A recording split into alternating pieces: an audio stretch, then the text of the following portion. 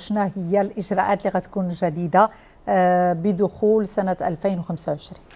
كاين مجموعه من الاجراءات الضريبيه اللي غتقيس درجه اساسيه كل الاسر المغربيه. اولا ممكن نبداو بكل ما يتعلق بالضريبه على الدخل، هذه امور اللي هي اساسيه فيها ثلاث نقاط اللي هي مهمه.